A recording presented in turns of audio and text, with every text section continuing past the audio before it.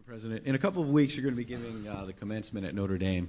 And as you know, this has caused a lot of controversy among Catholics who are opposed to your position on abortion. As a candidate, you vowed that one of the very first things you wanted to do was sign the Freedom of Choice Act, which, as you know, would eliminate federal, state, and local restrictions on abortion. And at one point in the campaign, when asked about abortion in life, you said that it was above, quote, above my pay grade. Now that you've been president for 100 days, obviously your pay grade is a little higher than when you were a senator.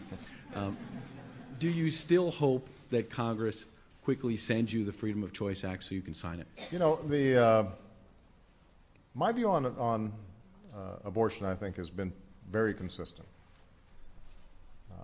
I think abortion is a moral issue and an ethical issue. I think that those who are pro-choice make a mistake when if they suggest, and I don't want to create straw men here, but I think there's some who suggest that this is simply an issue about women's freedom and that there's no other considerations. I think, look, this is an issue that people have to wrestle with, and families and individual women have to wrestle with.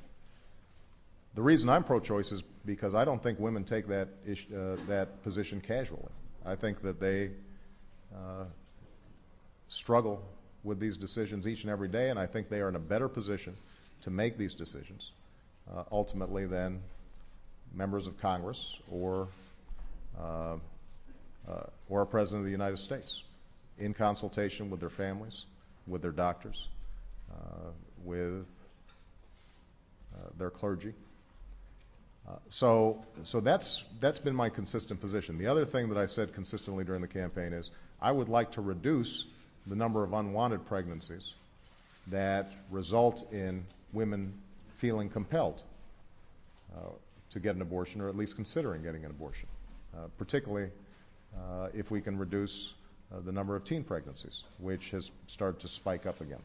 And so I've got a task force within the Domestic Policy Council in the West Wing of the White House that is working with groups both in the pro-choice camp and in the pro-life camp to see if we can arrive at some consensus on that.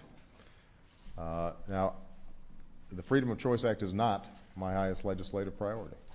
I believe that women should have the right to choose, but I think that the most important thing we can do to tamp down some of the anger surrounding this issue is to focus on those areas that we can agree on, and that's where I'm going to focus.